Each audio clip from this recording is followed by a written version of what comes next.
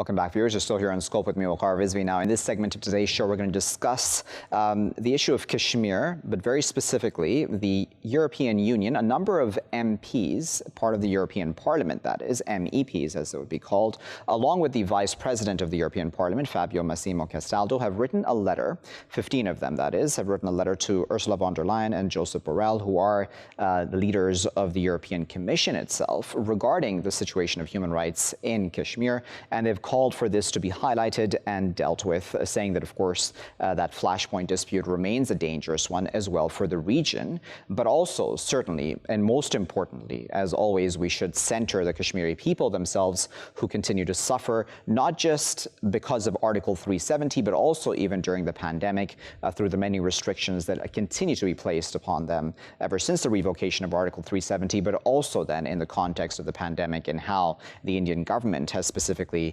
responded to the pandemic in that specific region.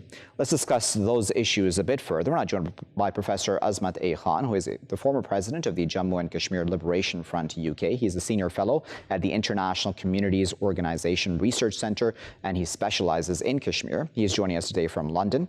Joining us this morning from Toronto is Mr. Farooq Siddiqi, who is the president of the Kashmir Global Council. He is also a consultant engineer. Mr. Farooq Siddiqi and Mr. Azmat Khan, thank you both for taking your time out to join us today.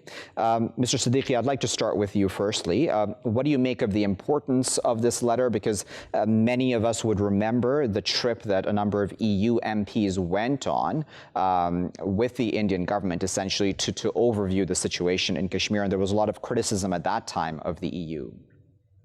Yes, thank you for having me. Regarding your question, it's quite significant that the members for the first time have collectively approached the Commission. We have to understand the working of the European Parliament and European Commission. The Commission itself is the executive branch of the European Union. So earlier also, about a decade back, there was a hearing done by the Commission and about the mass graves in Kashmir. So, but definitely this is a very significant thing that a collective approach has been done by the MEPs of the European Parliament for the first time to the Commission rather than to the European Union, within the European Union itself. I would recall also that in 2005 there was a unanimous decision taken by the Parliament itself regarding the human rights abuses in Indian-held Kashmir. And these are significant, and this definitely gives an impetus to the point that Kashmir still is an agenda within the international community, within the international power centers, and it is subject to the final settlement, taking into consideration the predominant view of the people of Kashmir. Mr. Khan, what are your thoughts on this? Because as Mr. Siddiqi there correctly pointed out, this brings the issue back into the international spotlight, and one would hope then that this would mean that the international community, the European Union, will then try to then have this proper discussion then be carried out in this regard, with the Kashmiris, of course, at the center of it.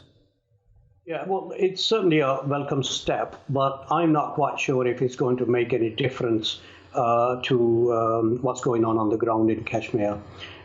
This is one of those voices that the Kashmiri people luckily have in the European Parliament, as well as other parliaments, UK Parliament. There are constant debates in UK Parliament on Kashmir. But unfortunately, it's exactly 2 years today when the Indian government revoked the Article 370. Nothing has changed in Kashmir. There hasn't been any world pressure on India. Unfortunately, we have to ask as Kashmiris, what's happening in European Parliament, even United States. It's all work of our diaspora communities all over the world, communities. and it's providing some solace for them. There is a certain amount of support, but unfortunately, India isn't budging. India isn't going to change its course in dividing up Kashmir into. They've already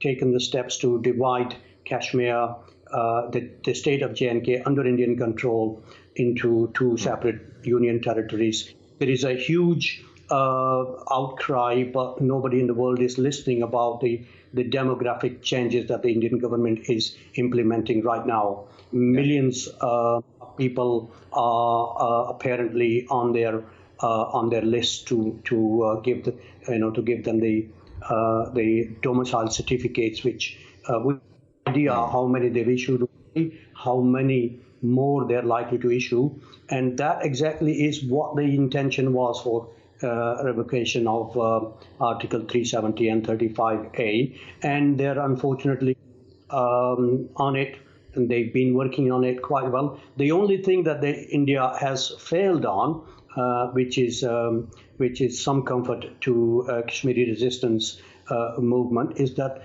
they were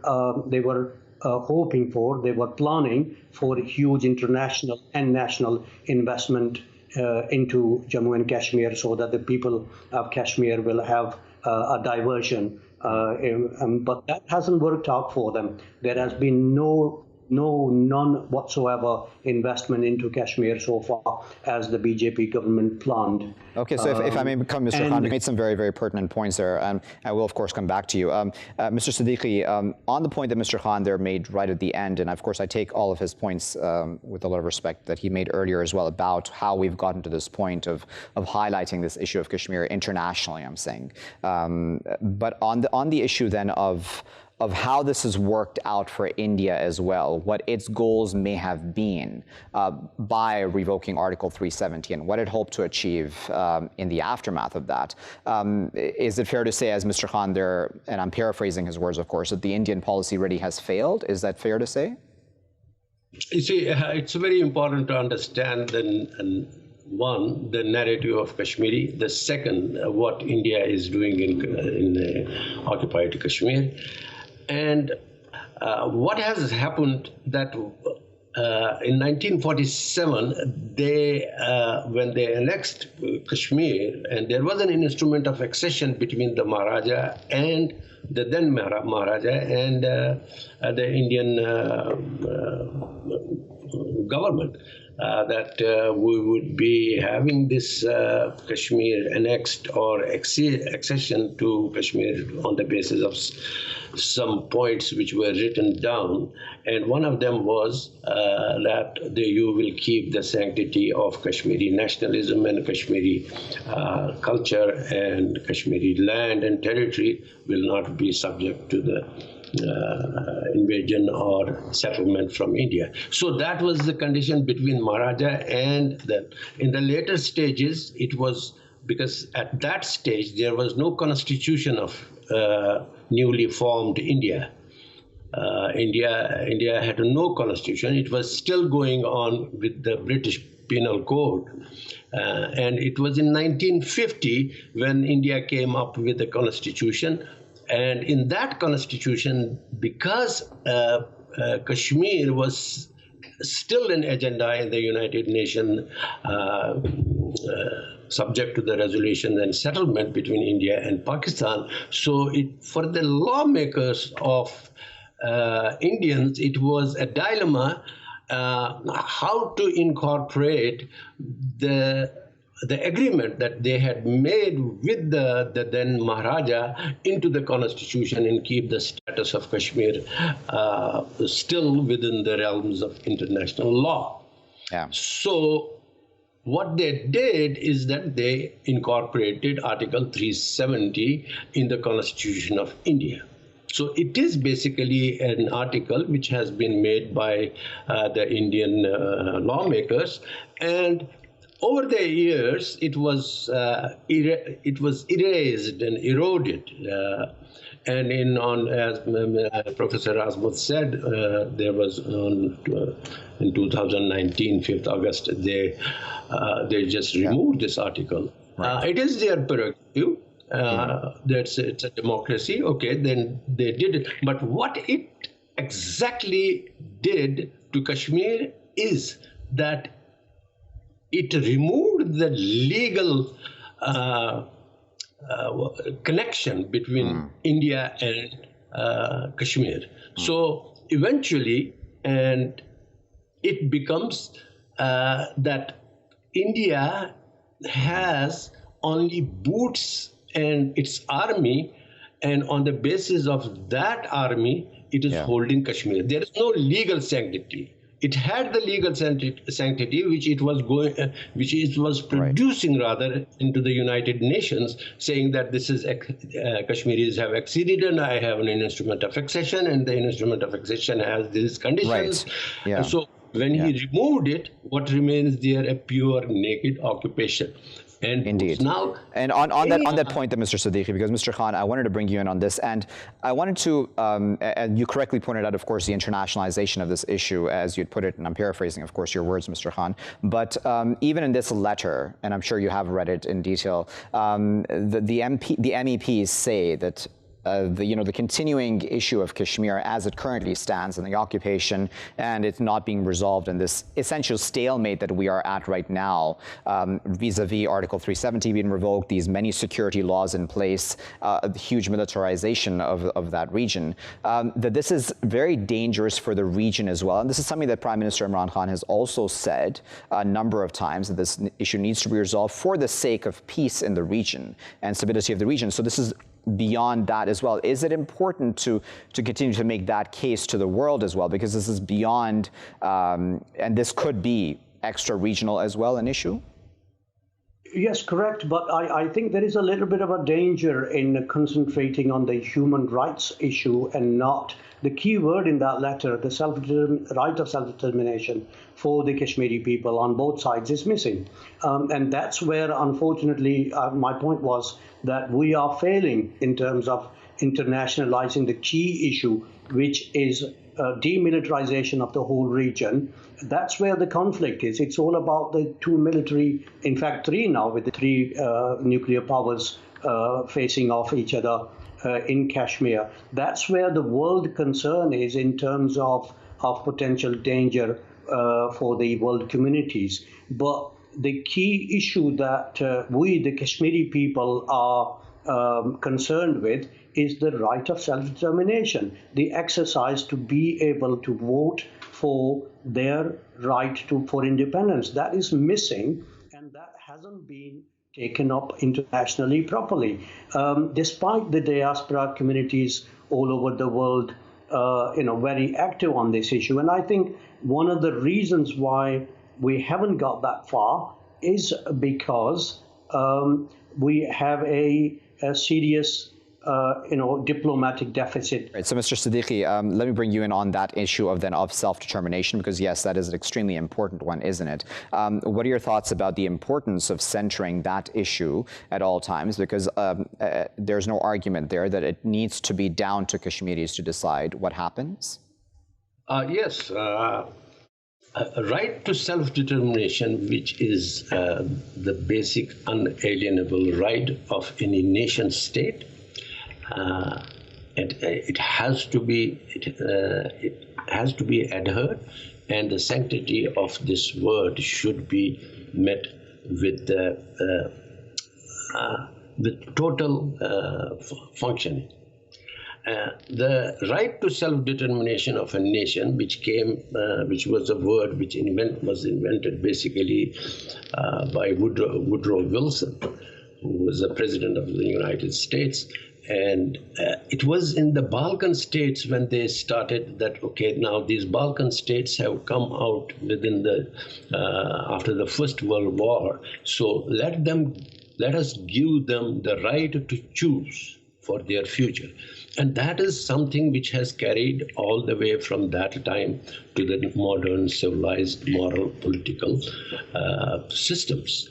So this is a very important issue, and coming back to what Professor Azmat is saying, that world is not going to listen to you if you project and if you advocate Kashmir as a bilateral issue. Kashmir is an issue of the political rights as enshrined in the United Nations Charter, as enshrined in the United Nations Governance of Political and Civil Rights. So that is where Kashmir issue should be projected by Kashmiris. And India would like to, and it would love to have Kashmir projected and shown as a territorial issue between India and Pakistan, because world out there is not interested in taking some portion of land from one country and giving it to another country. That is not going to happen. So what is going to happen, and exactly what is going to happen. Yeah, I'm sorry, Mr. Siddiqui. Unfortunately, the clock is getting the best of us. I do sincerely apologize for cutting you off, sir. Mr. Khan, I just wanted to give you about a minute and a half, if you could, as a concluding comment. What do you think happen next? And I'm going back to our original discussion about the EU itself. What do you think the response will be here? I mean, so far, there hasn't been a huge response, I believe, at least from the EU Commission.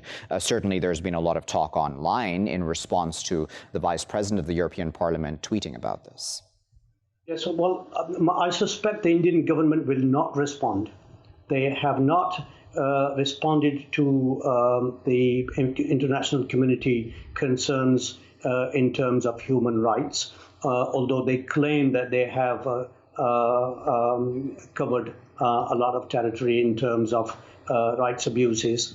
The Indian point of view, the Indian government stance, remember, in terms of international projection in the way that they want to carry on with the Kashmir issue is their claim, false claim, that the territory under the Pakistani control is illegally occupied by by Pakistan.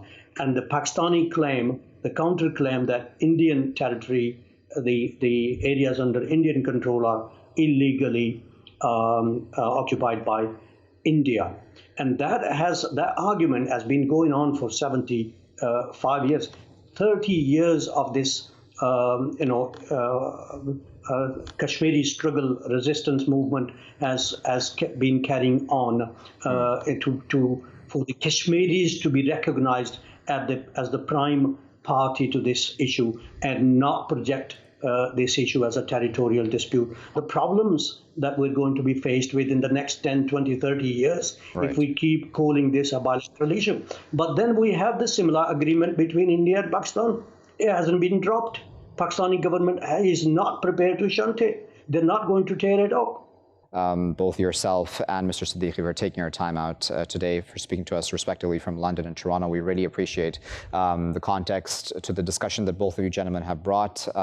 We were discussing there, at least we started off with discussing the EU letter.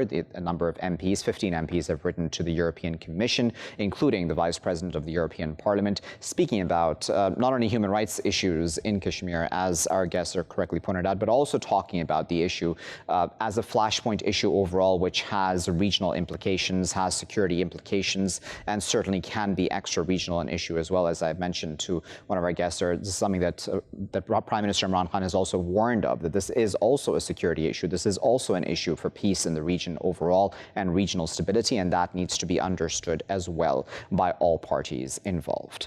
I'll leave it there for now. I've been Waqar Rizvi. Thanks for watching.